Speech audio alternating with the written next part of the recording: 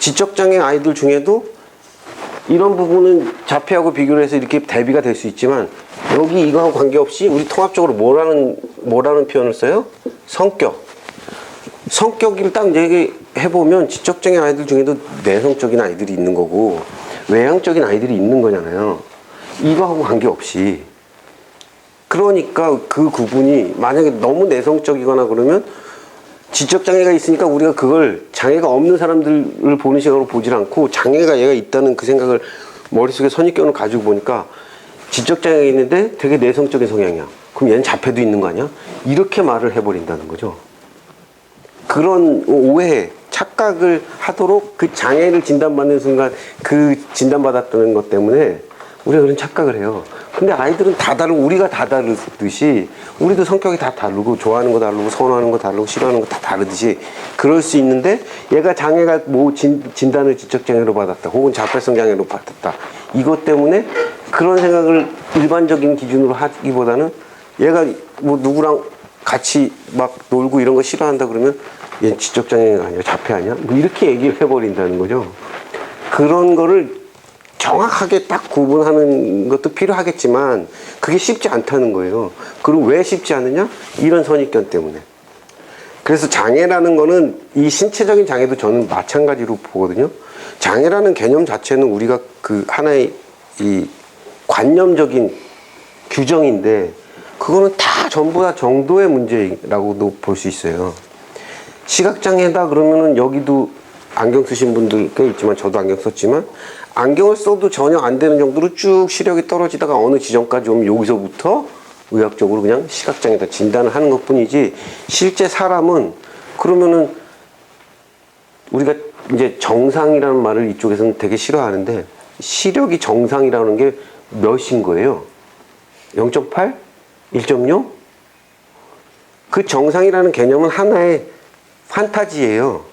실제 어떤 사람이 모든 측면에서 통계적으로 노멀한 정상에 딱 맞는 사람은 존재하지 않아요. 그렇지 않습니까?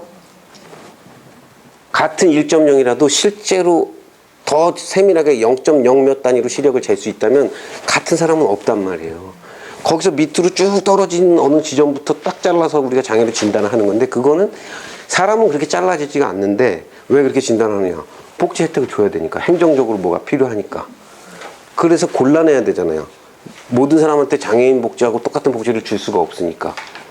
그건 무한정 그렇게 할 수가 없으니까. 장애를 그런 식으로 봐요. 신체적인 장애도.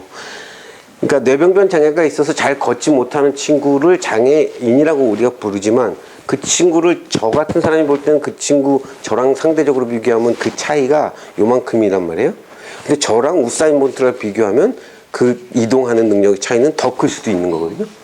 근데 우리는 거기에 소위 소수자라고 하는 그 기준을 그런 선을 가지고 기준을 만든다는 것 자체가 저는 잘못했다고 보는 거죠. 자폐도 마찬가지입니다. 눈에 보이지 않는 정신적인 부분의 기능 혹은 이런 능력에 대해서도 우리가 시력이든 걷는 능력이든 뛰는 능력이든 똑같이 그렇게 봐야 되는데 정신적인 부분 특히 발달장애라고 하는 이 장애에 대해서는 아주 많은 사람들이 부모님들부터 실제로 이 분야에 종사하는 사람들까지도 신체장애를 보는 관점하고 다르게 봐요. 제가 볼 땐 똑같이 봐줘야 되는데 왜 다르게 보느냐? 눈에 보이지 않거든요. 그리고 발달장애는 우리가 흔히 그 어떤 많은 사람들을 판단하는 기준이 되는 그 사람의 행동, 말, 무슨 성격 이런 거를 가지고 어떤 사람이 어떻다라고 판단을 우리가 주로 하잖아요. 저 사람은 어떤 사람인 것 같아. 뭐. 그런 부분에 영향을 미치는 장애이기 때문이에요. 발달장애는 소위 생각하는 거, 기억하는 거, 말하는 거, 소통하는 거, 상호작용하는 거, 무슨 성향, 정서, 감각 이런 부분에 영향을 미치는 장애라서 우리가 다른 신체적인 장애랑 똑같이 보질 않는다는 거예요. 대부분의 사람들이. 근데 저는 그렇게 보면 안 된다고 봐요.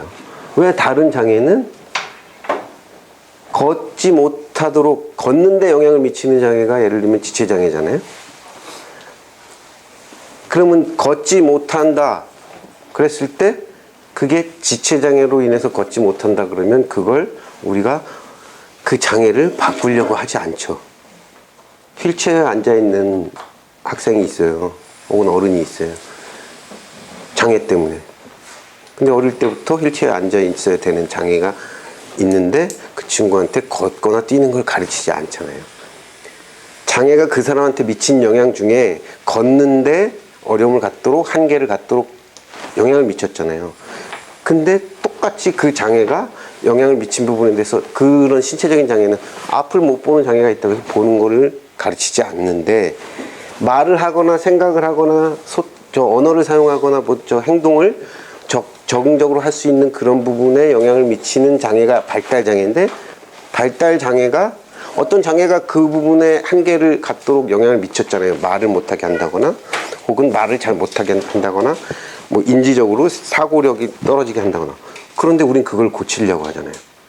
더 낫게 하려고 하잖아요. 똑같은 장애인데 신체적인 장애는 그거를 바꾸려고 하지 않잖아요. 그죠? 이게 이제 이쪽 분야에서 제가 첫 시간에 말씀드렸던 신경 다양성의 관점인 거예요. 뇌신경이 우리가 행동하고 말하고 사고하는데 영향을 미치는 뇌신경의 장애가 생겼는데 그런 차이를 다른 장애랑 똑같이 그냥 차이로만 보지 않고 바로 말하고 생각하고 행동하고 이런 부분에 영향을 미치는 그것 때문에 있는 그대로 우리가 인정을 안 하고 그거를 빨리 혹은 되도록이면 바꾸려고 하는 그것도 그냥 다양성의 하나로 봤으면 좋겠다라는 관점이 신경 다양성이죠.